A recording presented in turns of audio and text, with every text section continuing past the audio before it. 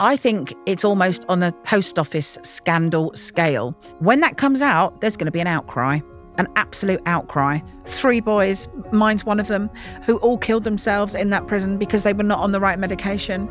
That boy is not alone. There's tens of thousands of them that are at risk in prisons right now. There will be this month because they're not putting them on their ADHD medication. They're not trained to recognise that these are not personality disorders. These are neurodiversities. This is ADHD, it's ASD, and if it's ADHD, it can be medicated. And what are the government doing about this? The Hidden 20% won Best Interview Podcast at the British Podcast Awards, and we couldn't have done it without you. Thank you for your support. We really want to do more. So follow, subscribe, and let's get this message out to more people. A 2022 study found that 1 in 4 prisoners in Britain may have ADHD. But Sarah Templeton, a qualified counsellor and CBT therapist, believes the real figure is even higher. With her experience working across UK prisons, Sarah developed the first ADHD screening checklist, helping make the City of London Police the first force in the country to screen detainees for the condition. In today's episode, Sarah sheds light on the shocking realities of neurodivergence in prisons. And we're joined by an ex-offender who bravely shared how his undiagnosed ADHD shaped his time in the system. To protect the anonymity of this guest, we bleeped out his name. And just a heads up, in this episode we touch on some difficult topics: mental health, prison, and suicide. Let's get into it. Let's see how great minds think differently.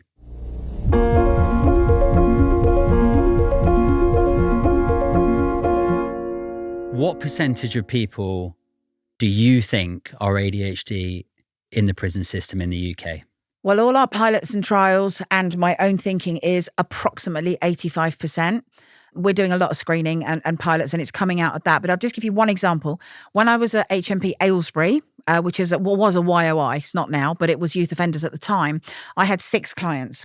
Of those 6, 3 had been diagnosed as children, quite young children. But sort of, one was at 6, one was at 9, but none of them were on medication, hence the offending, hence the prison, yeah?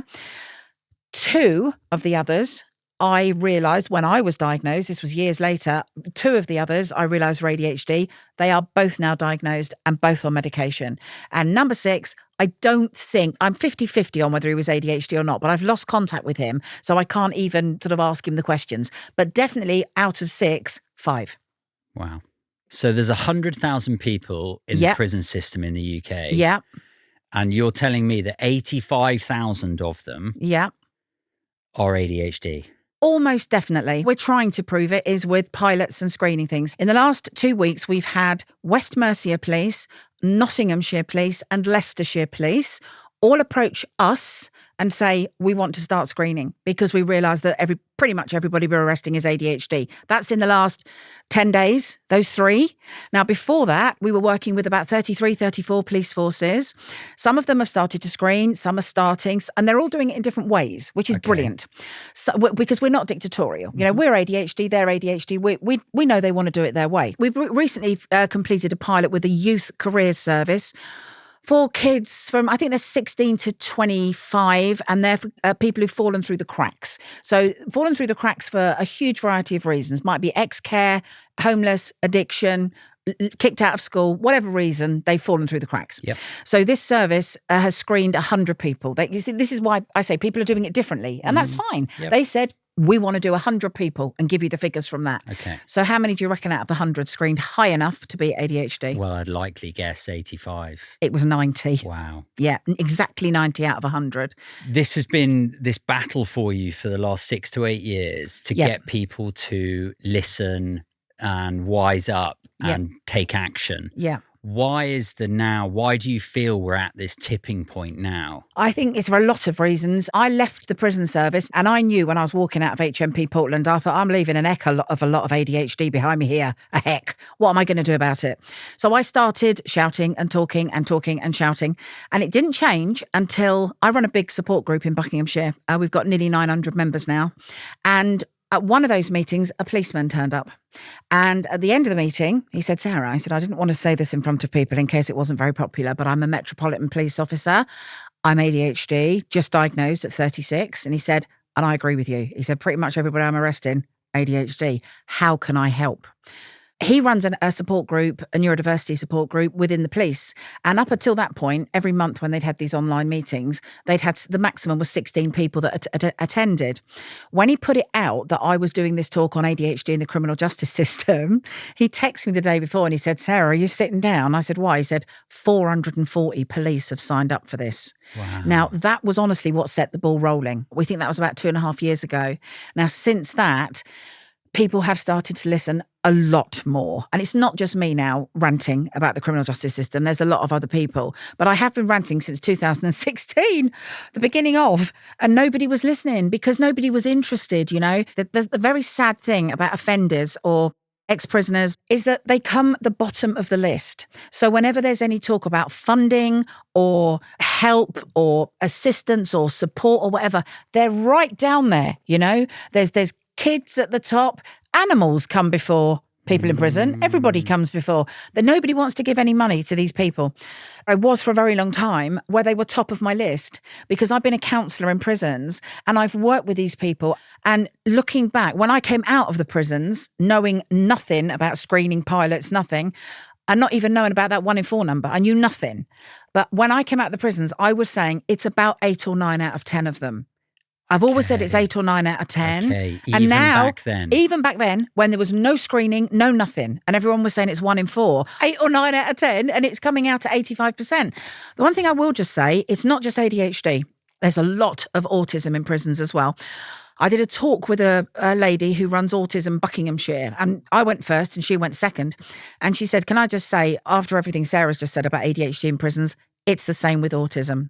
Mental health staff are not trained, largely, most of them, not trained in ADHD. They still think it's a childhood behavioural disorder that you outgrow in your late teens. They don't know about adult ADHD. They don't know that it comes with a 5 times higher risk of suicide. They think it's distraction and hyperactivity. They don't know it's emotional dysregulation, and that's why there's a 5 times higher risk of suicide. So why are ADHDers committing crime?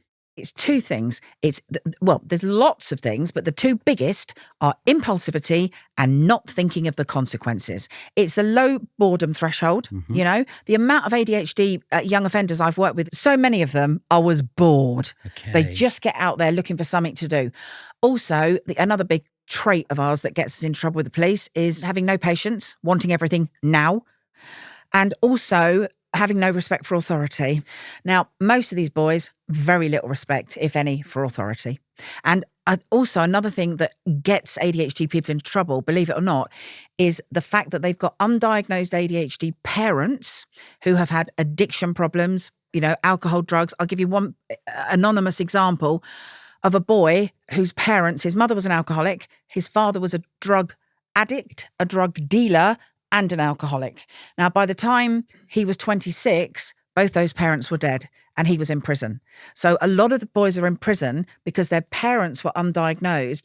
A lot of them were I know numerous boys whose mums in particular were alcoholics and died when they were very young. So maybe 16, that sort of 17 age. And that's when they get into trouble because they've lost their mum. Yeah. And they're like, what matters now? Nothing matters. I've worked with numerous boys who've lost their mums at 16, all from alcoholism. So you can see it generationally why the younger ones then get into trouble because they've lost their mum or their dad, sometimes both. And so what about girls? Same, ditto. Now, I've never worked in a women's prison. That's the truth. I've worked in 4 male prisons, 2 young offender and 2 adult male. I've never worked in a women's prison, but I have worked in an addiction service where people from women's prisons were coming in that very first day to get their script. Okay. Yeah. I met loads of those girls and women. And from my professional eye, they were all ADHD. And I have on my team, I run the biggest team of ADHD diagnosed counsellors in the UK. And on that team, there's a lot of prison officers. One of them has worked in a women's prison for many years. And she has said to me, Sarah, it's exactly the same in the women's prisons. Pretty much all ADHD, pretty much. Yeah. Often they've got undiagnosed comorbidities. This is one of my big areas of massive passion and outrage is that nobody feels it's their responsibility to screen for the comorbidities. Nobody. So paediatricians say it's not our job. Psychiatrists say it's not our job. The teachers say it's not our job. So a lot of these boys and girls have got dyslexia, dyscalculia, dyspraxia, dysgraphia. A lot of them can't read, can't write. Of course, they get, by the time they're 12, 13, they're off out looking for something more interesting. Yeah. They can't do this stuff in school. It's boring them to death because they can't do it. So they nip off and do something else. And then they're off out on the streets and they're in a life of crime before you know it. It can happen literally overnight. And this happens often when ADHD kids are, youngest I've heard is about 9, 10, that mum wasn't around, Nan looked after, but Nan worked in an old people's home and didn't get home till 10:30 at night. They have not had strong parents who've said, oi, homework before dinner, before bath, before bed. They've not had that. Yeah. They've had no structure. And what are the government doing about this? Not enough. Not enough. We are trying to get, what we want is mandatory screening throughout the whole criminal justice system and mandatory screening in schools from the age of 5. But we want mandatory screening right through the criminal justice system, including youth offending services. They are critical because if we pick these kids up at 9 or 10, all the people that I know that my charity has got diagnosed and medicated have never offended again. It's as simple as that. Get them diagnosed and medicated and watch the crime rates fall. Watch the prisons empty. What annoys me most, can I just say what annoys me most, is all this talk of building new prisons. What we need is the right mental health care in the ones we've got. All mental health care teams need to be trained to diagnose ADHD and ASD and the learning conditions, get all of it diagnosed, medicated if necessary, and the right support put in place. All the boys I know that I've worked with are now working. They're earning really good money because they're very hard workers. They're all scaffolders, builders, roofers. They're out there, loads of energy type jobs. They're earning really good money and they're happy. They've got their relationships, they've got kids because they're on meds. Let's talk about medication. Let's talk about the fact that ADHD medication has street value. Yes. And why that has become problematic. It's got 10 times the value of street value. So something that would be £2 on the outside, 20 on the inside. I do appreciate the issue that ADHD medication has street value. I get that, yeah? But you've got to do something to get these boys out of prison because the boys that are prolific offenders, these people are costing us a small fortune. The amount of time they're costing us in police stations, for starters, then, the time that probation officers are all spending with ADHD people, youth offending teams are spending with them. We're spending fortunes on this. What we need to do is find a way to medicate everybody who is ADHD and do it properly in the prisons so it works. Elvance, for example, which is one of the big ADHD medications, that does come in liquid form. So you can give it to people in liquid form. You can make them eat food with it so it gets mangled in with the food so they can't regurgitate and flog it. There are ways of doing this. The trouble is, and I don't blame anybody for this, but prison mental health teams, on the whole, they are not trained to diagnose ADHD. What's happened with that is we are now getting approached by loads of people in prison or their parents, their partners, solicitors, saying, this boy's sitting in this prison, this prison, this prison, this prison, this prison. I can't begin to tell you how many. I'll tell you the one that's got the most, Wandsworth. We've got so many people in HMP Wandsworth coming to us saying, I know I've got ADHD. A lot of them also saying, and I think I've got ASD as well. I can't get diagnosed in here. Can you help me? Well, yes, we can help. So how we're helping them is we're doing the government's job for them, basically. So we are diagnosing people via video link into prisons. Okay. Yeah. And we're doing it ADHD and ASD. We've got fantastic psychologists and psychiatrists with us who've all worked in prisons. And who's paying for that? Not the government. Not the government, no. Sometimes legal aid, sometimes parents. We've got a lot of parents. I've got an email sitting in my inbox now from a mother and she says, I know he's ADHD. Well, he was diagnosed ADHD, wasn't on the meds. And because he's not on the meds, that means you're not of your right mind in law.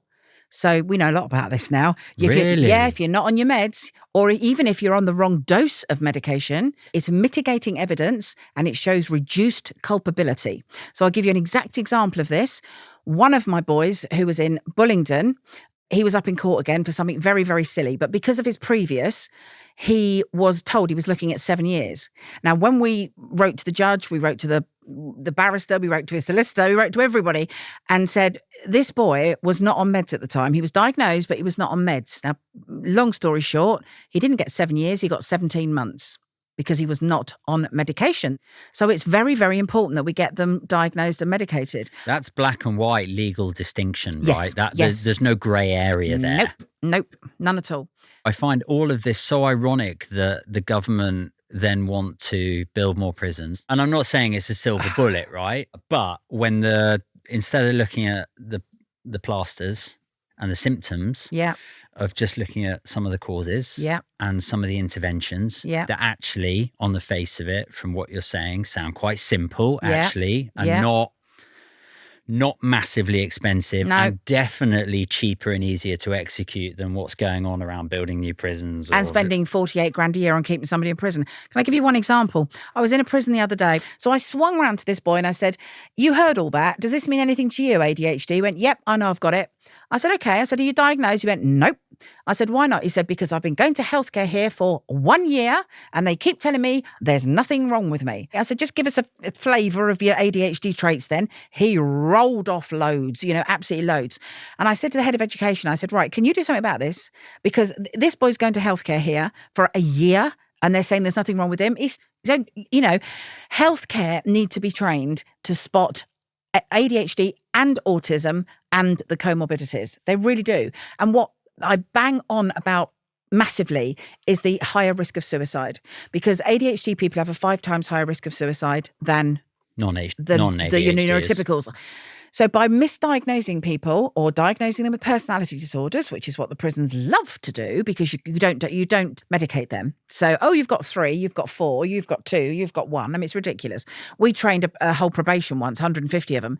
And my first question to them was, what do people in prison get diagnosed with when they've actually got ADHD? Whole room, personality disorders. Really? Yeah, all of probation, no. So a lot of people know about this stuff, but no one's doing anything about it. You've said that the suicide rates are dramatically higher if people are undiagnosed, unmedicated. Yeah. Can you just colour that picture in for me? I can colour it very sadly. As I told you, I had 6 offenders at Aylesbury Young Offenders. My boy 3, as he was known, I stayed in touch with him and I used to visit him in numerous prisons all over the country. And as he got older, as he got to sort of 26, 27, he realised that his mental health was being very badly affected by the ADHD. He hadn't realised up till that point. He was one of those who thought it was just naughty kids, And I put 3 in total safeguarding risk letters into 2 prisons. When I say 3 letters, each one was sent to about 15 people, head of psychology, head of psychiatry, head governor, head of safer custody, head of mental health care, all of them. I explained why he was a safeguarding risk. I told them exactly what medication he needed to be on, how to titrate it, the effect of him not being on it. I told them all of this. I might cry now. I'm going to try not to. 18 months ago, he hung himself and he killed himself because they wouldn't put him on the medication, and it's broken my heart. He was raising awareness in prisons about ADHD. He used to show my books to all the officers, all the other boys, and say, this is what you've got, this is why you keep offending. He would show it to the officers so that they would know how to interact with ADHD people more. And then at the prison he was in, I put 2 safeguarding risk letters in, as I say, to everybody. Great big red letters across it, safeguarding risk as not on right ADHD medication. And we tried. He had one mental health officer who was on his side who did try and help him. And he said, me and her are trying. He put request after request after request. But this is the stupid thing that's going on in prisons now. One prison insisted on reassessing him. Why? He was already diagnosed on the NHS. And then they said, we've got to do the second part of the assessment 10 months later. In the 10 months. So in 10 months, he'd moved prison because they're constantly moving boys prison. That got lost. I'm bunging in my safeguarding risk letters. And last Monday, I was in Nottingham, is actually because this particular prison has a very high rate of suicides. I believe pretty much all of them, if not all of them, ADHD. And she's actually taking it to a trial by jury at the end of this year. 3 boys, mine's one of them, who all killed themselves in that prison because they were not on the right medication. So I hate to say it, and I'm sorry to cry, but it breaks my heart because that boy is not alone. There's tens of thousands of them that are at risk in prisons right now. there will be suicides this month because they're not putting them on their ADHD medication, and because healthcare, not their fault, but they're not trained to recognize that these are not personality disorders. These are neurodiversities. This is ADHD, it's ASD, and if it's ADHD, it can be medicated. They don't know this. And again, the government, they're trying to reduce suicides in prisons. I've got the answers. Screen them all for ADHD, diagnose and medicate where necessary, and watch the numbers fall and watch the suicides fall. That the worst impact of this, and we have to take it seriously, is the amount of suicides in prison, which they cover up. And the reason, why not? In whose interest is it to not do anything? I think it's almost on a post office scandal scale. I think once it comes out that we've been locking up people with ADHD, a very treatable and medication-able condition, when that comes out, there's going to be an outcry, an absolute outcry. Because, and as I say, a really big chunk of those have also got autism, and we're locking them up. We're putting them in prison. Train your healthcare staff in prisons to diagnose ADHD and clear minimum 56%, 50-60%. We think more like 80-90%. Yeah. Clear them. It's ironic, isn't it? Because you could have a plan that is actually based on what are we going to do with the prisons we don't need? Yeah, knock them down. I find it interesting because I sit here, with sort of fortunate personal experience of this, I guess. But as someone who, I've been arrested a number of times in a number of different places for a number of different things, and I've seen lots of psychiatrists, I've seen lots of psychologists, and I relate to lots of what you're talking about, how these boys behave, how they think, and there's a huge connection between entrepreneurship and criminality, right? Yep. And I don't mean that in terms of entrepreneurs being criminals. No. I mean that in terms of thinking outside the box and seeing things differently and coming up with ideas, and the energy and the drive and the ambition to make change, make things happen, whether that's making money or making change or whatever. And so I sit here, I guess, one going, good on you, Sarah. Like, how can we help? My God, this is a thing that needs to be sorted out and can be sorted out. Yeah.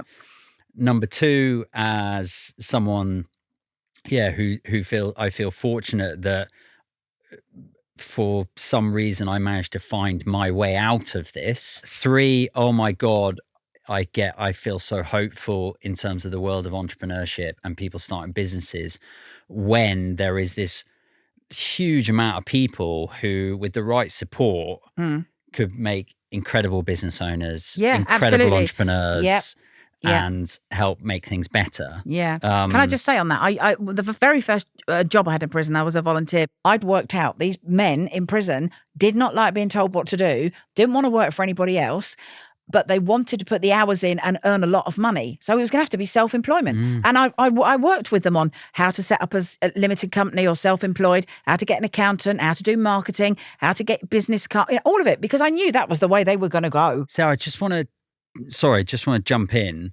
Whenever you talk about your clients, you seem to be so compassionate and non-judgmental, very passionate and caring about them.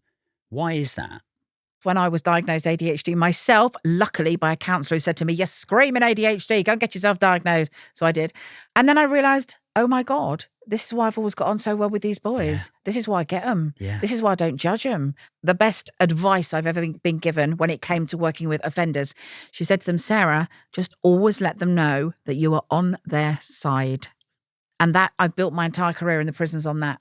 I've always been on their side. Whatever they've done, whatever they say, I got my boys. I was very big on the truth. And I used to say, whatever you've done, just be truthful. Don't give me any I can't be bothered with lies. I haven't got time. Just tell me the truth. And they would get, when I would walk into my counselling room sometimes at Portland, there'd be a boy already sitting there and he'd be itching to say, Sarah, I've done something terrible. And I'd be like, okay, what have you done? Let's work through it. And then we'd work through it and we'd analyse why they'd done it, and they would never do it again. When these boys come out of prison, I just don't dump them. Yes. Some of them don't need me. They've got wonderful families and they go back into the arms of their family and they're fine. Vast majority haven't got that. Yeah. So I step in and I've looked after loads. I go and visit them in prisons. I write to them all. I show that the caring wasn't just temporary Yes. and it wasn't just for the job. And you know? today you have brought one of your boys I with have. He'd been a terrible child. He'd been on ASBOs. He'd been in prison 15 times. And he did not want to make any of that somebody else's responsibility. He went, no. I've done all this stuff. I've got to take responsibility for it. I think you can. That's fine. You can take responsibility for it. But also there may well be a reason for it. That's what we need to investigate. Well, let's get him in.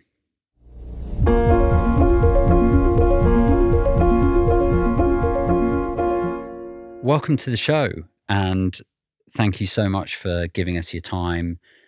Can we just start with, what did you know about ADHD before you were diagnosed? I didn't really believe in it. I never heard of an adult having ADHD. Did you hear anything about ADHD in prison? So when I went to prison the first time, rocky, but it was only for 3 weeks and there wasn't any self-harm that time. So probably no time for anyone to pick up on anything and no real signs. Second time round, I served 6 months and I was a mess from the day in there to the day out, and was down healthcare from, like, actually in a cell down healthcare for more time than I was on the normal wing, and nothing, not once. And I've not done much to help myself over the years. Well, I thought I didn't. I self-medicated massively. Thing is, I don't want cop-outs, and ADHD ain't a stick to beat people with. Yep. It gives you an understanding, which can make things frustrating sometimes, because understanding that you're different and understanding that you feel a certain way doesn't naturally make it go away. You got to do the counselling and you got to pick the phone up. There are certain situations that I can bear and should have to, and have tactics to manage them. And there are other situations that I can guilt-free not put myself in. Having the diagnostic and the medication probably, along with recovery. I think I was born with ADHD. No one never told me. I think I then medicated myself until I was an alcoholic and a addict. And now I've got the ADHD side of things. I'm doing the recovery, but I'd have never got into the rooms if it wasn't for the diagnostic and the medication, because I just thought I was different always. I just up, basically just not quite correct, and thought about things that I shouldn't have thought about at a very young age, and very emotional, and what if that person dies, or what's going to happen. Always knew I was different. Then how much of it I put it down to my environment, until, like I said, I've been in and out of prison a few times. And how many times? 16. And you're now 32. That's the time of year. And when was the last time you came out of prison? 4 days before Christmas. Just gone. Yeah. 2023. Since the offence, I got diagnosed. Okay. I got medicated. Some could call it a coincidence, but I haven't been nicked. I haven't been in any trouble. And well done. And I'm not going to break my arm, pat myself on the back, but I need to live a recovery program. I know this is very much ADHD, but I can't live a program unless I take my meds, unless I take myself away from certain, very much like the drink. Triggers are not good for me, and only I can choose whether I'm in that situation or not. Yeah, that makes sense. Sarah, what difference have you seen in him since being on the medication? So when he was arrested again, he'd been in prison 15 times, and like you said, since he was diagnosed and medicated, he committed one offence. And bearing in mind, he'd been arrested 500 times before. He'd served 15 sentences. 500? 500 convictions for over 500 offences. I mean, yeah. And don't get me wrong, there's a time in my life when I'd have said that and I'd have been proud of it. Yes, Probably yes. there is, Yeah. mate. I'm not proud of any of it, and on paper it looks tremendously awful, but it does. and It doesn't and affected since- a lot of people and took a lot of people's peace of mind away. But maybe I'd have only gone once if they'd have sat down and said to me, whilst you're in here, we're going to talk to you about something. This is what it is. I'd have pushed back.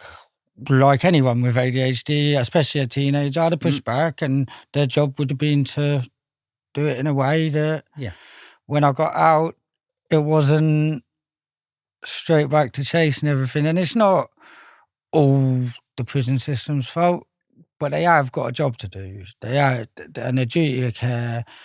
You got one end, you got the people that run the prisons saying they're testing for people, and I can tell you wholeheartedly on everything that I hold dear, my higher power, that I have not ever been tested for ADHD or screened for it in prison or in a police station or anything. When I went to prison this time, because I'd been diagnosed, and the judge got the dates muddled up. So the judge said, so we were saying that since the offence, 2.5 years has passed, I've been diagnosed, medicated, and there's been no reoffending. And he said the diagnostic was before the offence and wouldn't let Sarah tried to speak. He wouldn't let me speak, the judge. He took, so I was still speaking to him. And while he was still passing the sentence, he was taking his wig off and walking around the thing, like, mate. And I felt, I've done a lot of wrong in my life. I've been to prison for things I haven't done. Okay. 3 things that I haven't done. And then I've not been to prison for things I've done, right? So I'm not going to play some victim. Can I just say one thing, the very important thing? The judge did get the dates in a muddle. The judge did not take the fact that since he'd been diagnosed and medicated for 2.5 years, he had done nothing, and he sentenced to 18 months. You know, we were devastated. His partner had got the ADHD meds and she was passing them through the gap in the glass. And I was saying, this is wrong. And he must be kept on his ADHD medication because he's only right since he's been on his ADHD meds. To be fair, one of the prison officer ladies, she said to me, is that right? Is he on meds? I said, he's on ADHD medication and he's got to be kept on it. He needs to be on it. So what we did straight away, him, his partner, his mum, me, everybody, straight to the Court of Appeal. Now, as soon as we could get it heard, the day we got it heard at the Court of Appeal, which was, I think, just on 3 months, was released the same day. Wow. So you've had 500 convictions. Can you just give me a breakdown of what kind of things you were convicted for? Drink, self-medicating, and stealing and fighting. Mainly theft from shops, breaking into cars. And why did you want to do those things? No matter how much I tried to enjoy what everyone else was doing, as much as they was doing, it didn't quite cut it for me. It never did. Never enough. A lot of the time I struggle, even now with medication and that, but with everything being how it should be, and me not being happy. But everyone's not happy all the time, are they? And I'm getting that slowly and surely. How different was your time in prison, medicated and diagnosed, versus not medicated and not diagnosed? Can I just explain about the enhanced thing? In prison, you're on 3 levels. You start on standard. Then if you're naughty, you go on to basic and they take your telly off you and take your visits off you. No and all time that. out yourself. Yeah, they take you. You're naughty if you're on basic. And a lot of boys are on basic because they can't help kicking off and all the rest of it. But if you're really good, you go on something called enhanced, right? Never had it in prison. And then, You got it. Yeah. But this is the crucial thing that I'm trying to get over is that in prison, 16th time for those 3 months was a completely different. That's massive. So let's go back to that 16th time, and you'd been diagnosed, you were on medication in prison. Did you talk to the other inmates and any of the prison officers about your diagnosis? I spoke about doing a support group in there. I spoke to the officers, we kept pushing it. So many people with ADHD in there. And as you know, it don't always come out in the same way. Yep. My ADHD as a kid came out a lot, well, I was unmedicated as well, came out a lot different. A lot of mine's inward now, and there are people killing themselves in there. Literally. So, and it's not people that have made their mind up, and it's all well and good. People are going to say that someone has reached a point and they've made that choice. If there was no warning, no, there doesn't need to be warning signs of suicide. There needs to be a screening test so that it doesn't get to warning signs of suicide. Because they're never going to write on a coronary report undiagnosed ADHD, but realistically, the lads they're taking out of there is, yeah, I don't know numbers, so I'm not going to say it, but and they are, and some of that's the ones that have kicked off because someone's dealt with them in a certain way. Whereas if that officer has had the training and that prisoner's had the screening, they don't need to treat him with baby gloves, and you can't give preferential treatment. Correct. But you can approach and you can word things differently, and you got people that have done probably not that much bad in their life, and even the thing they're in there for is probably not even that bad, and they don't come out, and they probably got a really short little sentence, and it becomes a life sentence, all because we're overcrowded. Maybe that's got something to do with it as well. I wonder how many of them people could be referred somewhere else. How do you feel about yourself now as a free man? Grateful. Got a lot of stuff to work out. I think not getting it done early enough, diagnostic, and the self-medicating and the self-destructive way of thinking, and it takes a good while to break them. And I was at a point, I don't like change. I really, really don't like change. Me too. And I was at a point, and ADHD was going good, and my recovery was going good. Everything was good.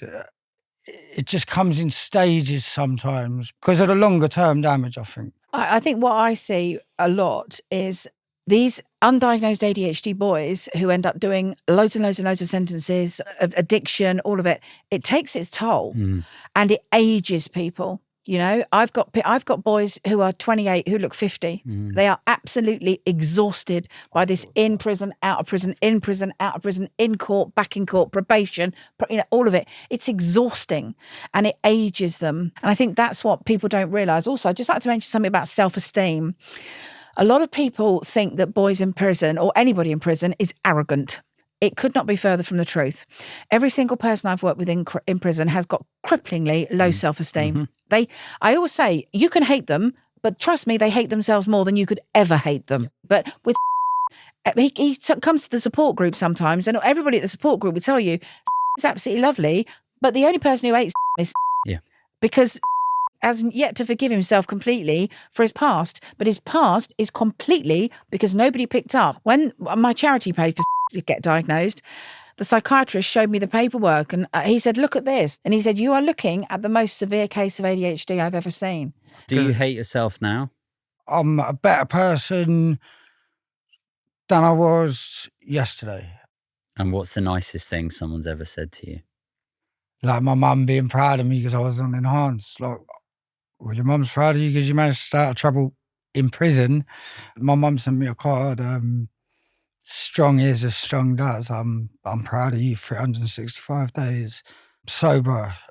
That's probably not the nicest thing someone said to me, but it's nice. But again, it's well done for not doing every day what people aren't meant to do every day. Yeah.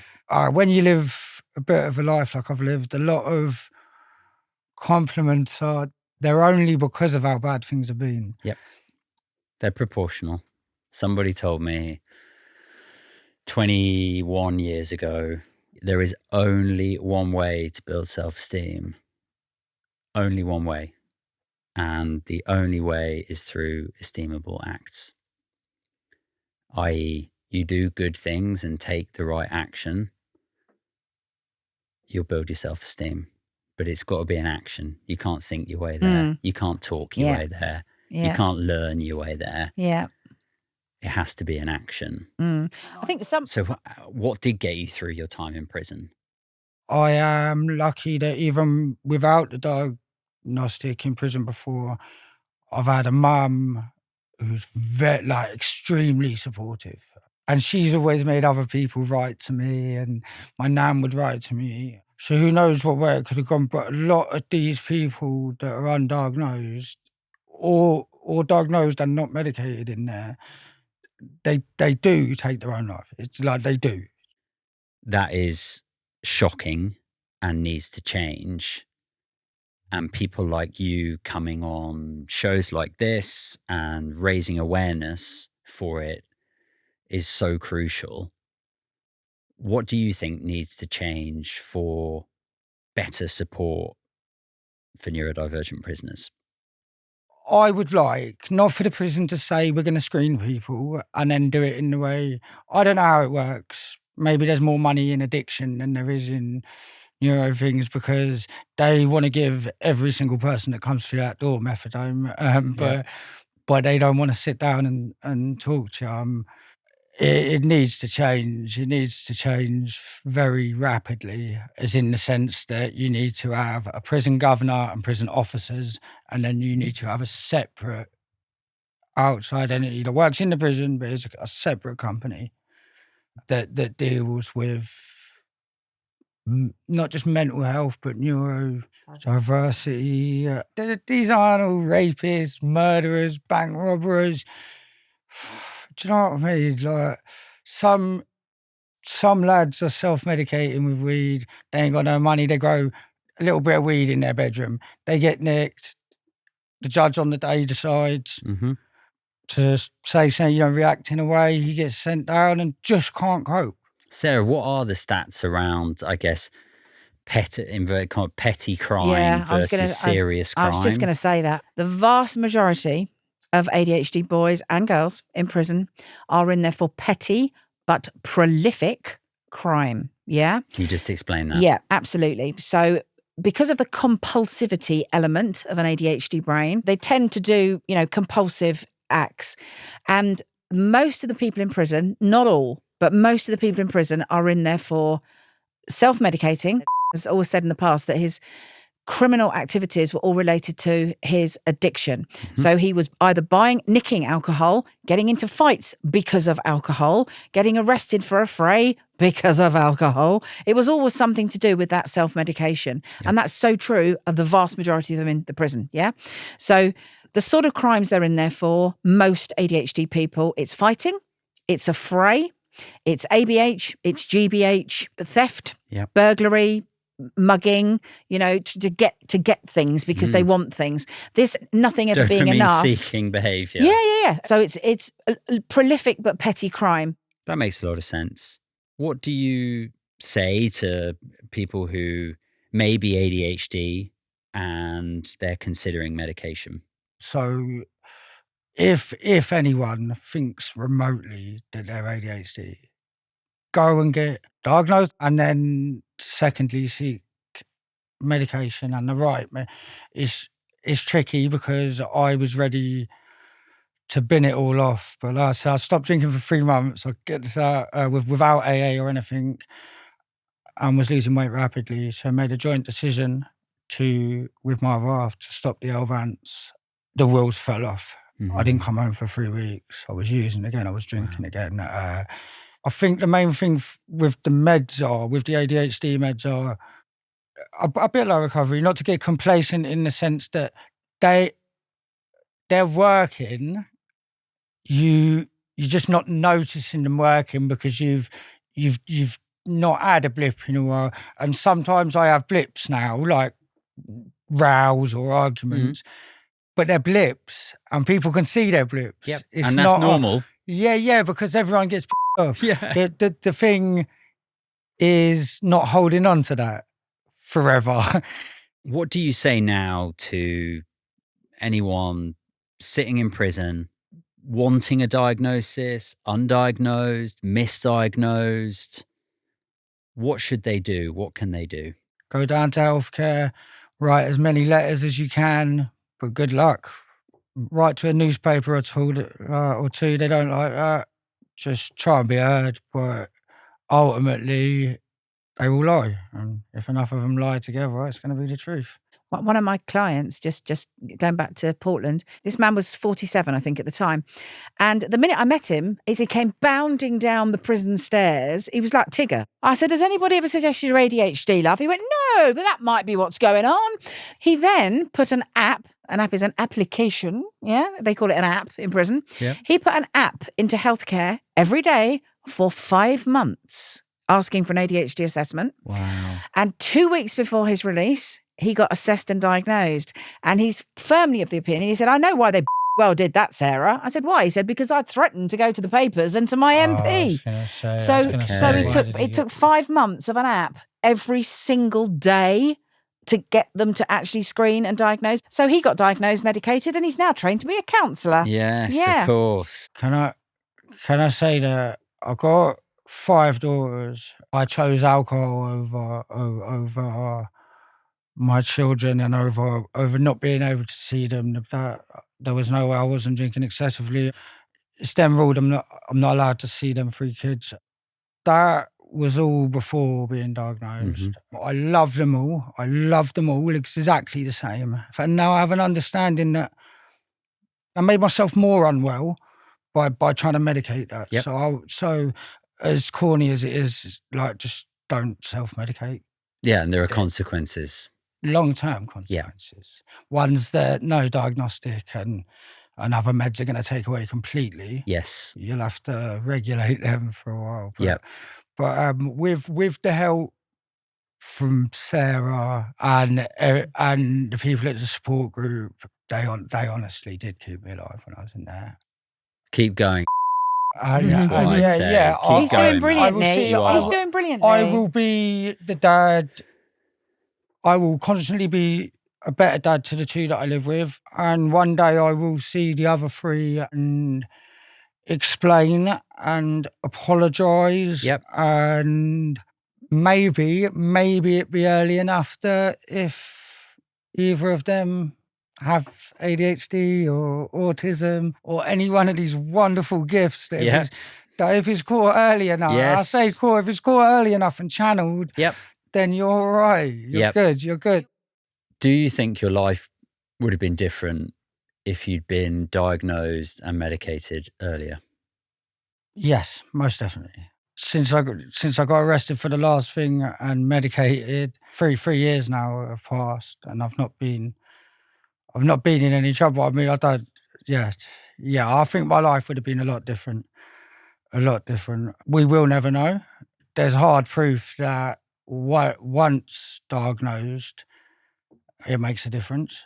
I'm certainly more manageable, medicated and speaking about ADHD when I'm not in circles speaking about it or saying, oh, that really, like, you dealt with that well because that had got to me, like general reminders to the lads that I work with and things. And then my boss, he's stuck in his ways, 54. He's pretty good. He's pretty good for me. I've been there for like over 4 years now. He goes, I just always thought you was like that you had been diagnosed. And I come to him at 29 and said, yeah, they've told me. That's a fact and figure for you. Been with that employer for 4 years. Yeah, I never. And the other figure is 500 convictions and 15 prison sentences. What do we want? Do we want people out and working and happy and looking after kids and looking after a girlfriend and having a good life? Yeah. Or do we want to be paying 48 grand a year to lock them up and risk them taking their own lives? It's a very plain choice. Very simple. Very simple. Thank you so much for your time today and being honest and truthful and speaking up and standing up, because I come away from this going, oh, this is all within reach of being sorted out. Yep, it is. This is possible and tangible and meaningful. And thank you for shining a light on it. And hopefully people listening are gonna help carry that torch forward. Bless you, and thank you for having us. We're both incredibly grateful. Thank you very much. Thank you. Thank you. Thank you.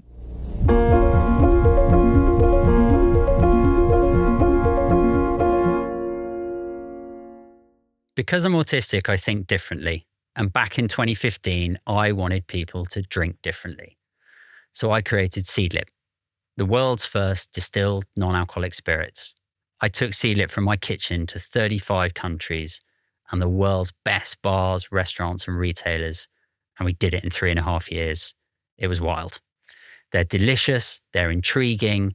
They're these distilled botanical blends you can just mix with tonic or have in a cocktail. You really don't need another sickly, horrible mocktail.